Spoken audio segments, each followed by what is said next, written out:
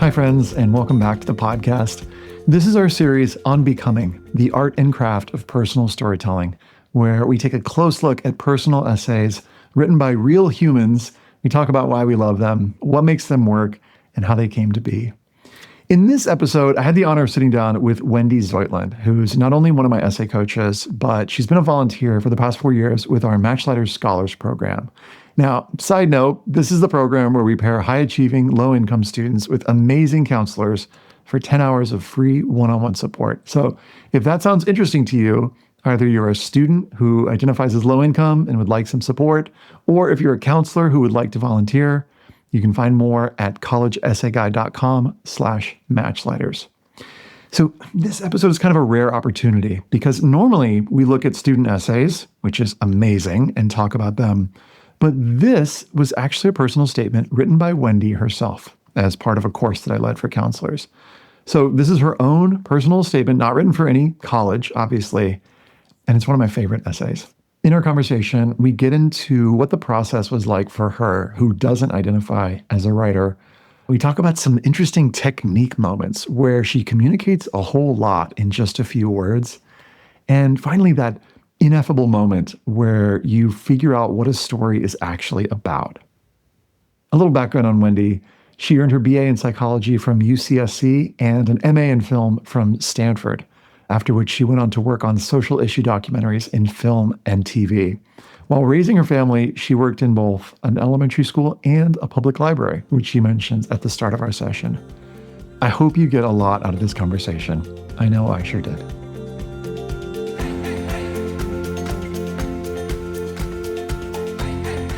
Hi, Wendy. Welcome to the podcast. Thank you, Ethan, for having me.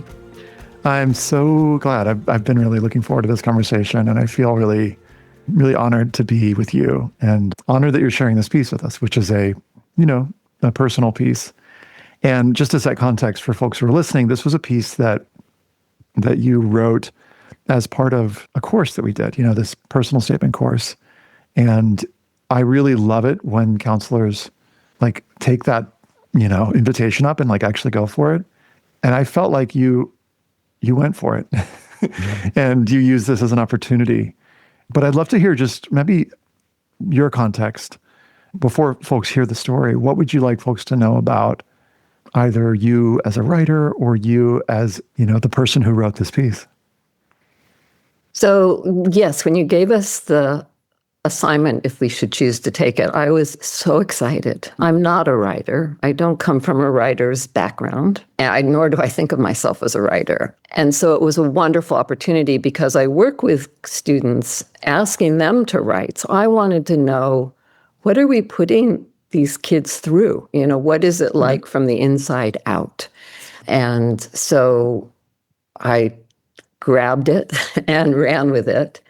I had an idea of what I wanted to do, but I wasn't completely sure. As I say, I did not come to writing in any linear fashion. I sort of came upon it through storytelling because I have a background as a filmmaker and have worked in libraries. I'm an avid reader. And so that's where I come to writing. I have no formal training whatsoever. And so it was a wonderful challenge and one that I just thoroughly enjoyed. Not to say that writing's easy, it isn't, but I really love the process. Yeah. Well, I'd love to start with just hearing it as a piece of writing. And if you'd be willing to read it, I would just be so grateful. Are you open to reading it so we can hear it? I'd love to read it. Awesome. As someone who used to work in a library, I love reading aloud. So you're indulging me. All right. This is entitled Raspberry Sky. Every February, the plum blossoms show off their pink and white blossoms that gently flutter in the wind. I am reminded. Zach was only 3. We sat outside. It was unusually warm. Zach looked at me. Mama's sad. I hugged him. Yeah, Mama's sad. A positive biopsy, breast cancer. At that moment, all I knew was I wanted to see that curly toe-headed boy grow up. A few months earlier, a miscarriage, and now cancer. Again. 10 years earlier, I was diagnosed with colon cancer. This time, the stakes felt so much higher. The day I went to the hospital, the trees were bare. The surgeon told me I'd be able to go home the following day. My mom came to stay with me in the hospital. After the surgery, as I lay in the bed, my chest began to swell and my blood pressure dropped, plummeted. My mom, a nurse, flew into action. I was whisked back into surgery. A clip had fallen off an artery, and I was within minutes of bleeding out. My overnight stay stretched out to 10 days. One night, Zach, snuggled up in bed with his stuffed bunny, Babu, wistfully said, "I miss Mommy." He thought for a few moments. "I guess I'll just have to dream about her." The next day, when I heard the story from my husband, I knew Zach would be okay. Only 3, he knew how to call upon his inner resources. Driving home, the plum trees were in full, glorious bloom. After the rounds of chemo, the lost hair, the EPO injections to boost my blood count, the oncologist telling me, although he had rooted for me, he didn't think I'd make it, my family drove to Mexico for a life is short sabbatical. We took root in a small fishing village on the Pacific. As we pushed Zach in his orange life vest on a longboard into ankle-licking waves, I reflected on the last few months. I was determined I would not let cancer define me. I knew, of course, it would always be a part of me. It lurks in the shadows, especially when I have a looming doctor's appointment or I feel some weird bump or nodule. Cancer did, however, change my priorities in a few unexpected ways. As an ardent feminist and a person who felt strongly about purpose, I decided to allow work to take a back seat so I could spend time with Zach. After all, I didn't know how much time I had. Not that any of us really does, but with 2 cancers in my back pocket, well, you know.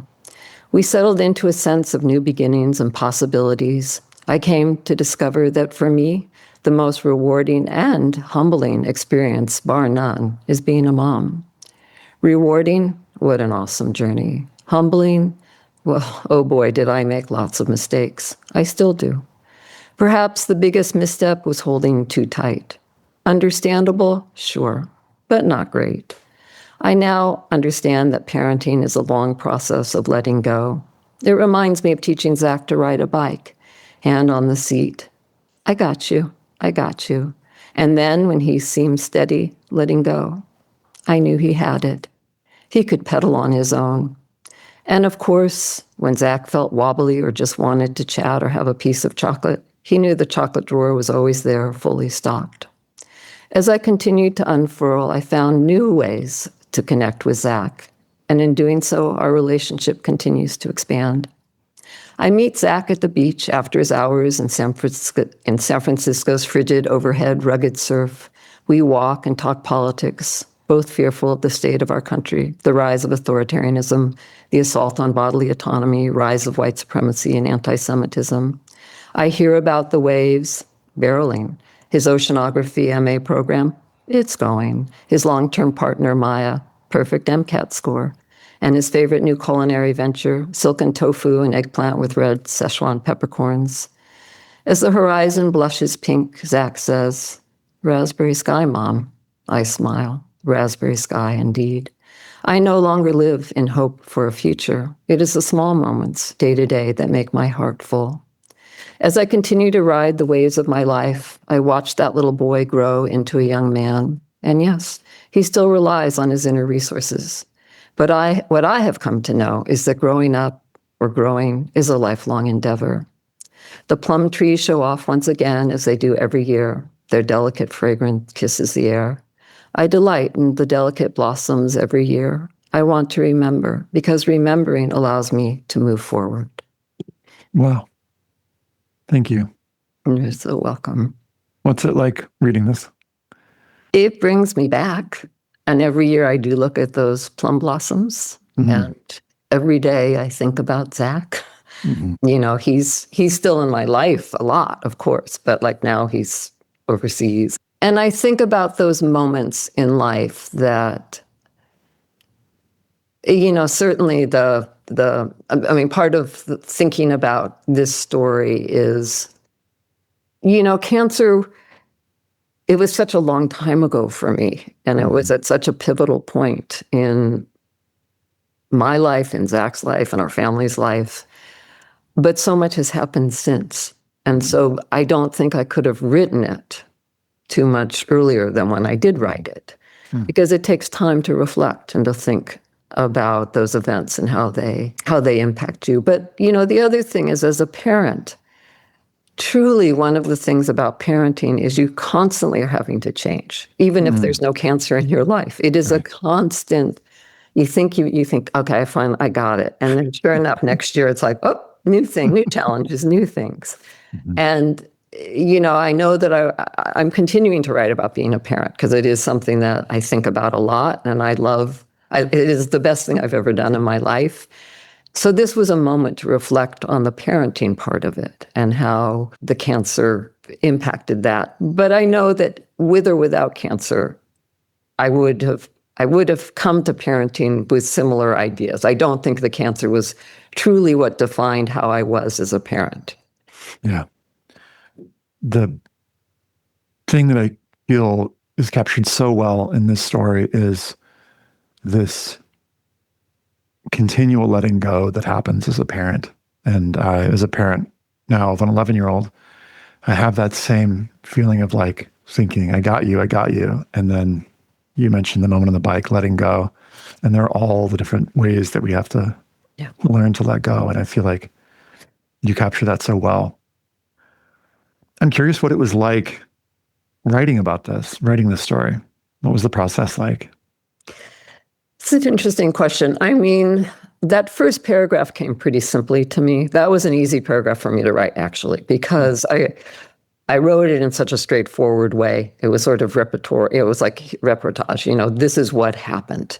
Yeah. And the plum blossoms that really is what happened. I remember going in on February, whatever it was, and no plum trees. And I happen to live in an area where we just have an abundance of plum trees. So I'm always aware of them. I have been prior to this. And then for me, I'm not someone who likes the dramatic, particularly around health stuff. You know, I personally like to face things head on with calm. And so whether or not I was aware that I was writing it in that way, that was how I approached it, you know, that this is what happened.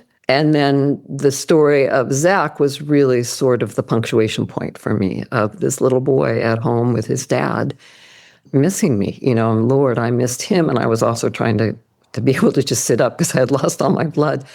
And, you know, the story that my husband told was just so amazing. I mean, I think that one of the things that occurred to me as I was writing it is how much I learned from my son, from being a parent. You know, the amazing things that I learned along the way with him. I learned the letting go, but there are so many things, like just this, that he had figured out a way to take care of himself. And I thought, wow, that's incredible. He was 3 and he had figured this out. And I've watched him not that he's anything, I mean, he is spectacular because he's my son, but I mean, not that there's anything unusual. It's just that if we pay attention, there is so much to learn from people of all ages around us, but from that miraculous relationship between a parent and a child.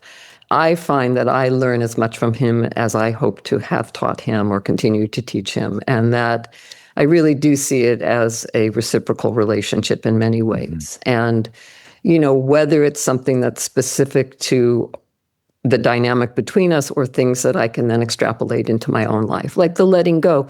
Letting go as a parent is super important, but there's so many other areas in my life where I need to let go.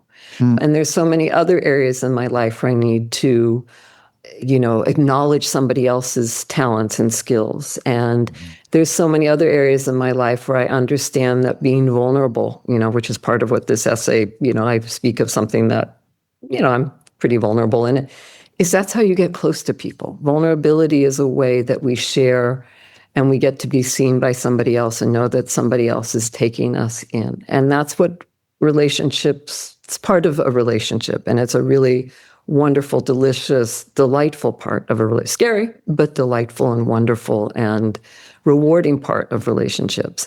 So those were things, and I can't say that I set out and thought, oh, I'm going to touch on all these things. It's just when you go back in it, you start to see, oh, yeah, that's sort of what I was getting at there. Mhm. Oh, yeah. And so, yeah, those are some of the things. Yeah. One of the things I'm really struck by is you speak about your relationship to cancer and the way that I make up the way that you think about or talk about death is there's a factuality in the language here that you mentioned reportage. Like at the start here, you say every February the plum blossoms show off their pink and white blossoms that gently flutter in the wind. I am reminded, Zach was only 3. We sat outside. There's this sort of like, this is a thing, like you're just taking notes. Like this is what I observed. But there's the way that it's the selection of the details that I find impactful, striking. And there's also this interesting thing, like tone-wise, that's happening where you're using short phrases. Zach was only 3. We sat outside. It was unusually warm. My experience as a reader is like almost like little flashes, like we're in a movie and there's I can see you sitting outside, Mama's sad. I hugged him. Yeah, Mama's sad. A positive biopsy, breast cancer, like these short sentences that are so efficient. And within the first, I'm looking at this on my screen, like 3 lines, we've learned the whole setup happens. And it's so, in a way, unsentimental. Like it's factual. And I just really appreciate that because it allows so much room for me to come in and to have my thoughts and feelings and not feel like, oh, the author is trying to like make me feel a thing. And even the parts that do have emotion in them, there's a sort of directness about it. At that moment, all I knew was I wanted to see that curly toe-headed boy grow up. Like, to me, that's factual in its way, too. Yeah. And go. Well, I was going to say is I appreciate you noticing that. And part of it is that again, it wasn't conscious on my part, but I do not have a sentimentality about it. I do, even when I was going through cancer, I was never thinking about the what ifs or why me. It was, what do I need to do to get through this? How am I going to get myself through this? And so that is sort of just what comes with who I am, my package of me. Mm-hmm. But part of, I love the way you described it back to me, because that is in many ways how I envisioned it, remembering sitting outside and those phrases. And it's also something that I really love personally in writing is when you can get a lot in few words. Mm-hmm. And I think that's it's something I work on as a counselor to students, in their essays. It's also, for me, where I think I learned it actually is that as reading to little kids in elementary school is all those like picture books have such brevity and so much is conveyed so quickly that I learned that format as one that I really embraced and love, because it enables, in much the way you reflected back about my piece, it allows little kids to bring their imagination to the story.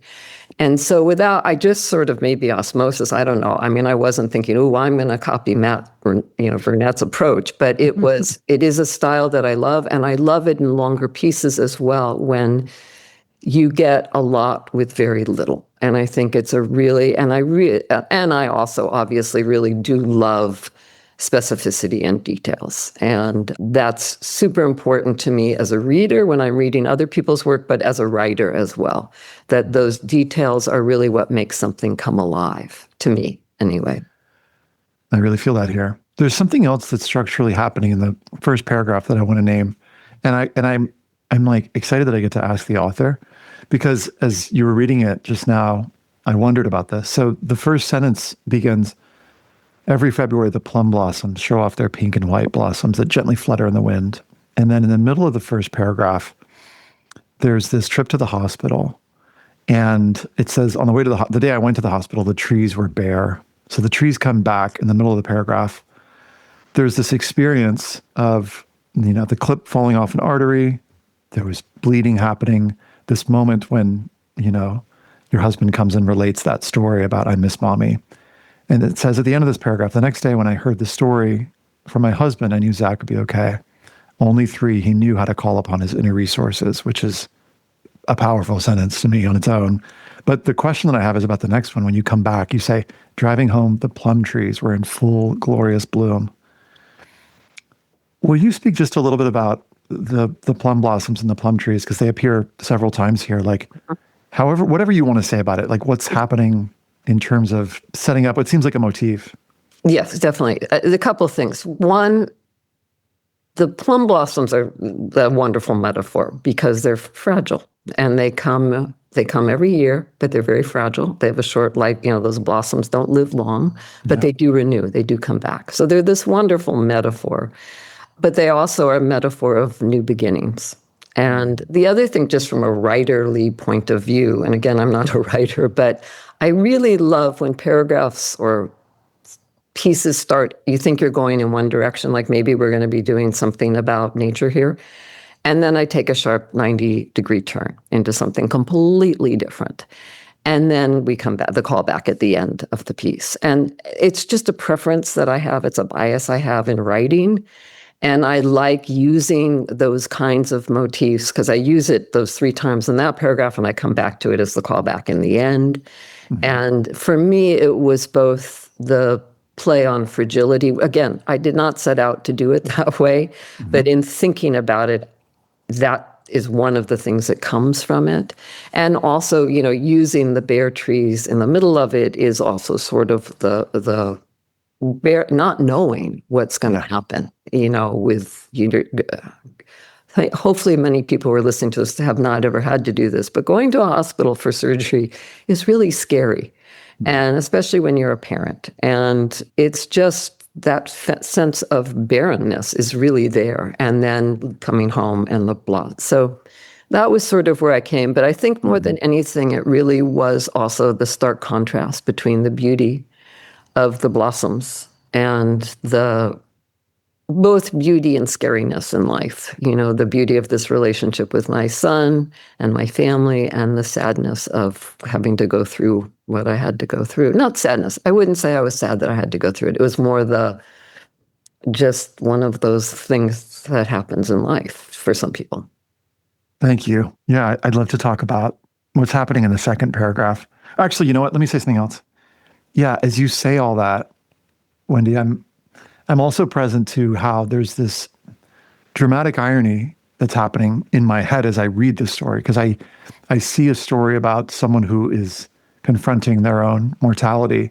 And there's some part of me that wonders, like, did she make it? And of course, I know that there was an author who wrote this, who lived to tell the tale, as it were.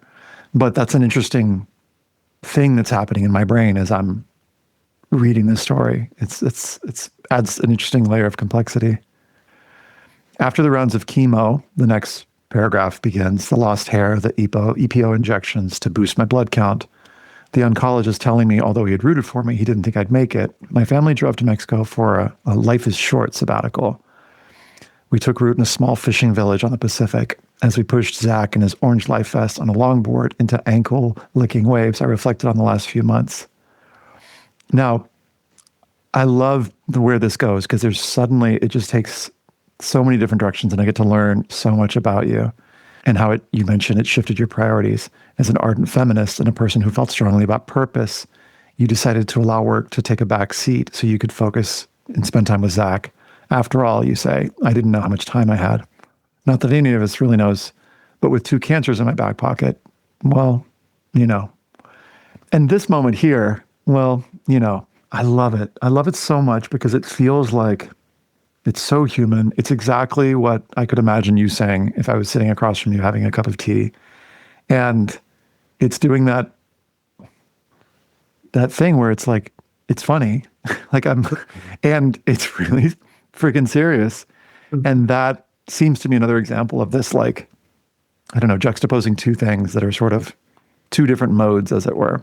We settled into a sense of new beginnings and possibilities. I came to discover that for me, the most rewarding and humbling experience, bar none, is being a mom. I can feel your orientation, shift and how I imagine your life shifted then. Humbling. Well, oh boy, I make a lot of mistakes. I still do. And a little sentence like this little aside where I feel like I get into your brain and heart in a really lovely way. And again, there's like such an economy of this. You do it in 3 words. I still do, I still make a lot of mistakes. And then you mentioned perhaps the biggest misstep was holding too tight. And this is my favorite part that I mentioned earlier. Understandable, sure, but not great. And what parent can't relate to that? I now know that parenting is a long process of letting go. It reminds me of teaching Zach to ride a bike, hand on the seat. I got you, I got you. And then when he seemed steady, letting go. I knew he had it. He could pedal on his own. And of course, when he felt wobbly or just wanted to chat or have a piece of chocolate, he knew the chocolate drawer was always there, fully stocked. As I continued to unfurl, I found more ways to connect with Zach. And in doing so, our relationship continues to expand. And I love that you switched from continued, from the past tense to continues, the, present, this is happening. I'd love to just hear a little bit behind the scenes on this paragraph. You mentioned the first part sort of came easily and it was more reportage. How did this second section come to be? This one was a little harder because, let me just pull it up so I have it right in front of me. The part about the moving, we did decide that, goodness, Zach was 5, it was before school.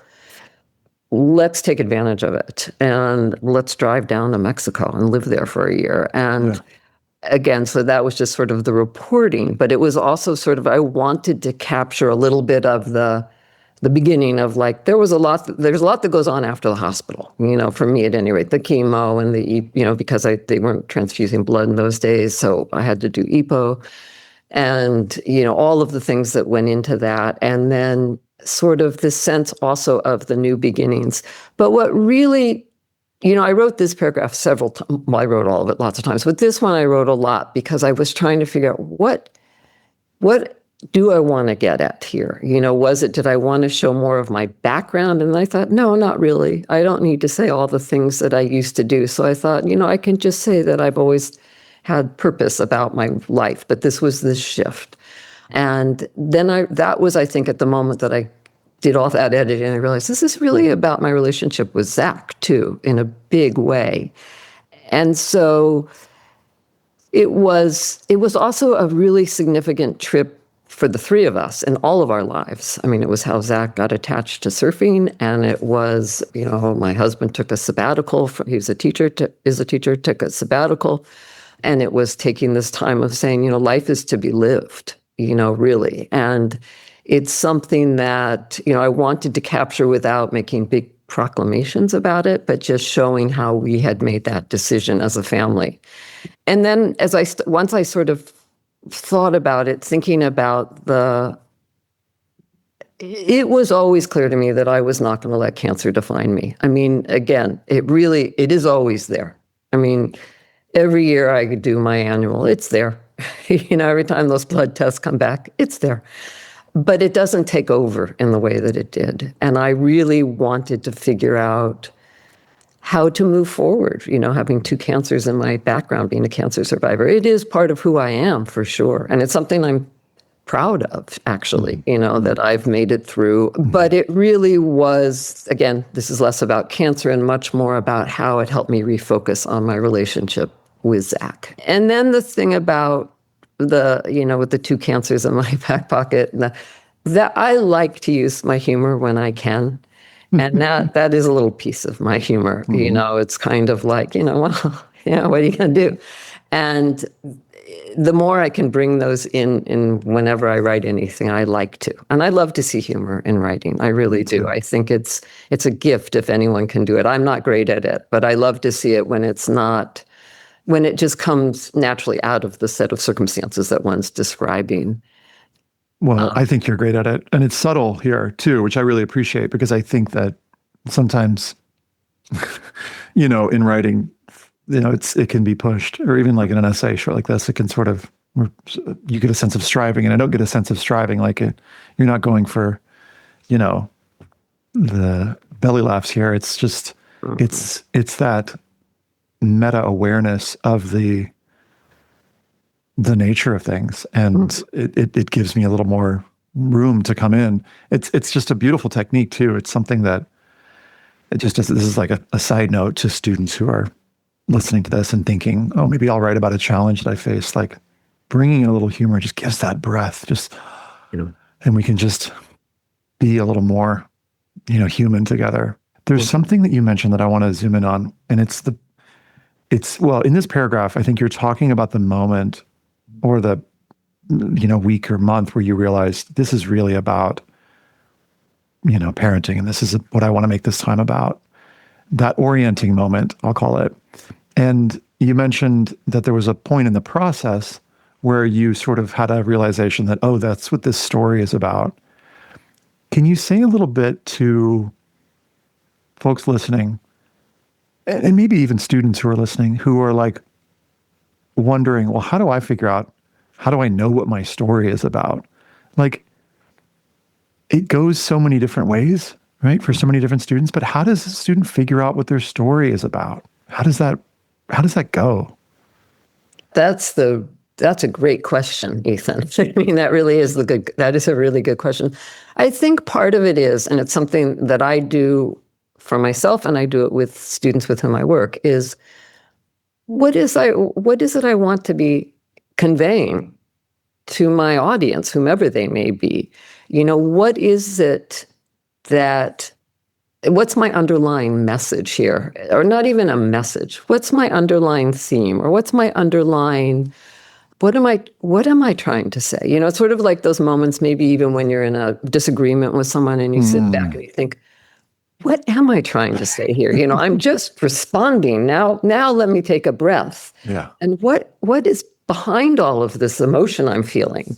And so I think it's one of those things that with a student, and I've certainly experienced this in working with students, like sometimes we can get caught up in the beautiful descriptive language and wordsmithing, and then we're like, whoa, this is lovely, but what is this about? And, right. You have always been wonderful as a coach to us coaches about orienting and setting up, a guidepost or a guardrail so that the reader understands.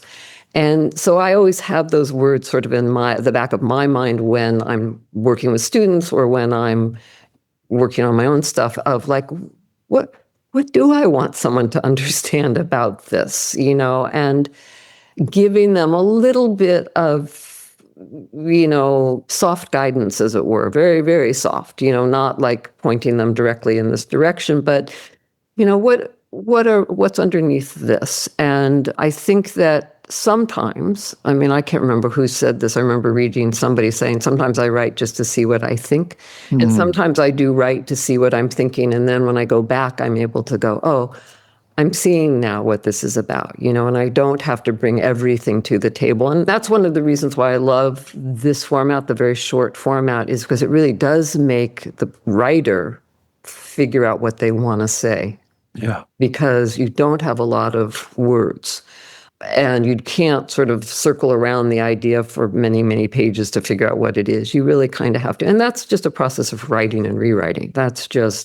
And sitting with yourself and taking walks or going swimming or whatever, where one's percolating. I find for me, my best thinking comes when I'm not at the computer, when I go away from it. I write something and then I walk away and I take a walk or I go for a swim. And then that's when I go, oh yeah, no, it's somewhere else here, so part of it's the editorial process, part of it is seeing what comes out. But when I'm coaching, I'm far more intentional in how I do it, helping students figure out by asking questions and, what is it you really want to say?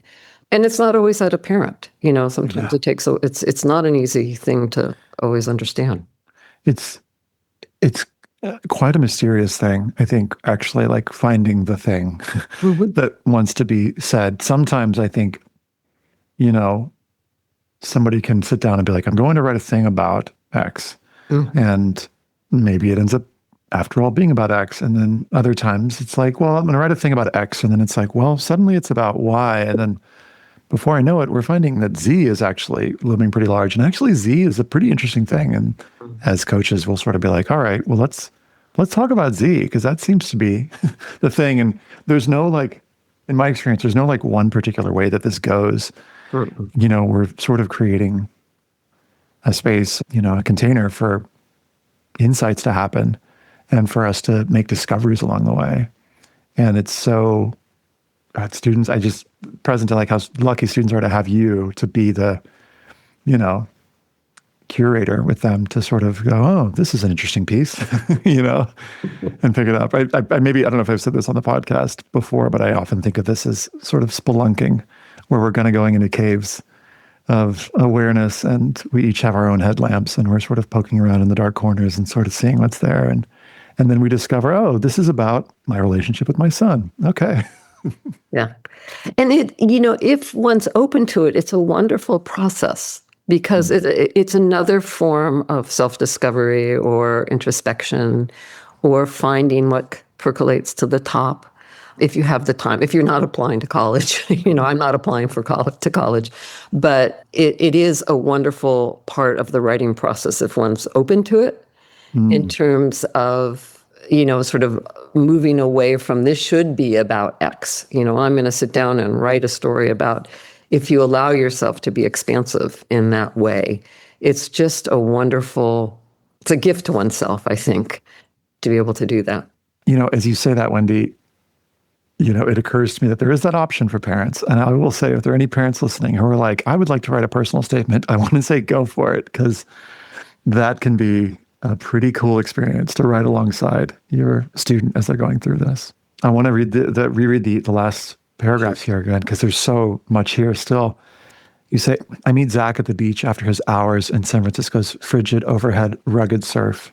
We walk and talk politics. And there are all these wonderful parentheticals that you use, and people won't know, so I'm just going to highlight when the parentheticals happen. So here's one parenthetical that mentions, both fearful for the state of the country, the rise of authoritarianism, the rise of white supremacy, anti-Semitism. I'm fast forwarding a little bit.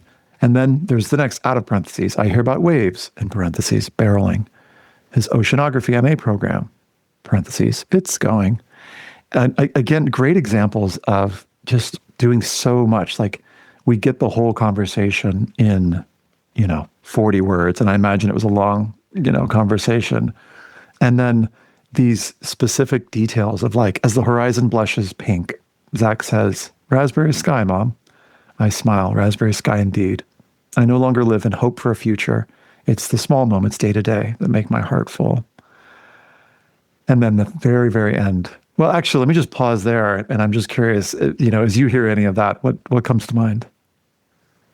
I think that I wanted to convey sort of the ongoing nature, both of our relationship, that it continues to grow, we continue to share, but also, one of the things that was highly intentional. I love parentheticals because I think you can get a lot across. And it was really playful for me to try and get at some of those details and the specifics and the specificity. And if for no other reason, in some other way, I have sort of a collection of things I've written about Zach throughout his life that I keep for him, so he will have them as a memoir, as something for him, from his mom, and a gift from me. And, this captures a moment, because when I went back and read it, I was like, oh, I wrote this a while ago. Maya's just got accepted to med school, and, Zach is finished his, I was going through the things of like, but I thought, no, keep it where it is. But as writing it, it's also capturing the movement forward, of like having this essay start with the cancer, but then also that we continue to move forward and we continue to see each other. And then the raspberry sky is something we've done all our lives, and I, even when he's traveling, I'll send him a picture, out the window, raspberry sky, Zach, and he'll send me sunset. It's something we've always shared. It's something we share and appreciate. And so it was a way to show sort of a connection that was both a little less sentimental, but also terribly sentimental, simultaneously, because it's just such a lovely thing to share with somebody, but without sort of, because I've read plenty of things where someone goes, I'd like to go and watch The Simpsons. It's like, yeah, it's a little flat. And so wanting to do it in a different way, trying it in a different way. So, and I really love very specific language, just, details that share who somebody is. Yeah. What have you learned over the years about writing or helping others write about difficult things? Like, what tends to work well? What tends to work less well. This is just this little maybe like a little advice-giving moment. What advice would you give about writing about challenges? That's a good question. Typically, I think that the first step always with anyone who feels like they want to say something or write about it is just write. Write whatever journal, whatever format feels comfortable to the person writing.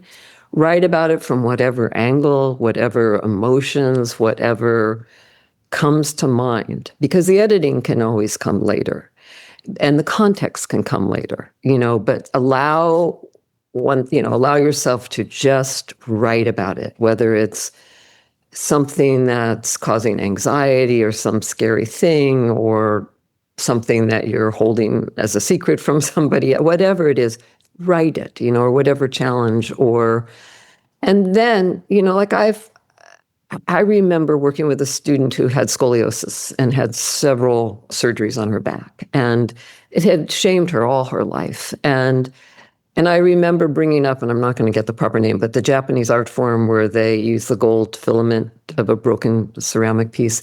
And I talked to her about it. She wasn't aware of it, but we talked about it. And I was talking about finding the beauty in something that's broken, and that's why this art form is so important in Japanese culture, because it's finding the beauty, and something that has things that are broken is actually more beautiful. And it's the same with the,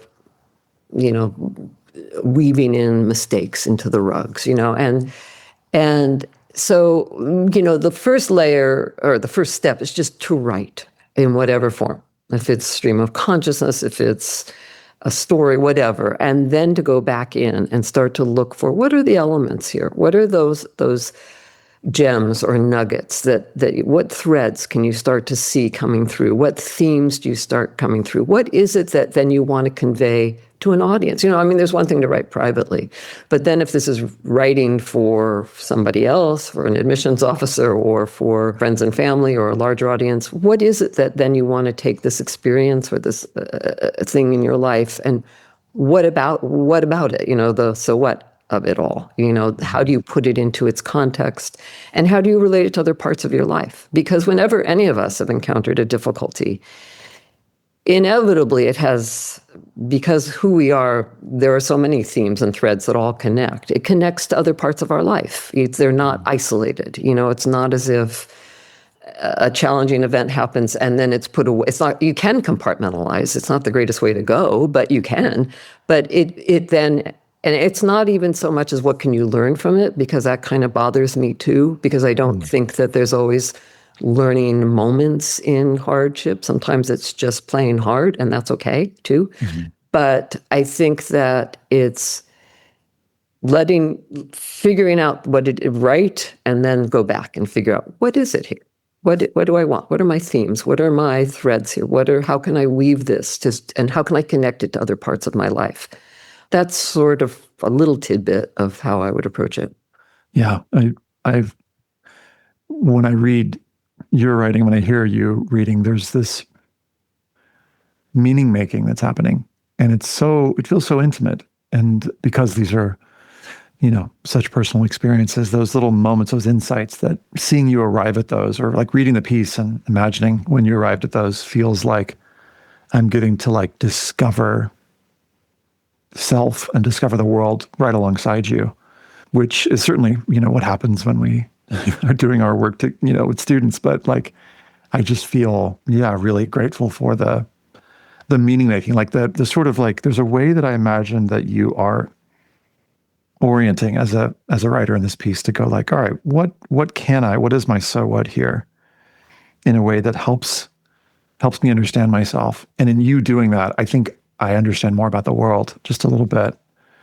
I want to read the ending here again. As I continue to ride the waves of my life, you say, I watched that little boy grow into a young man.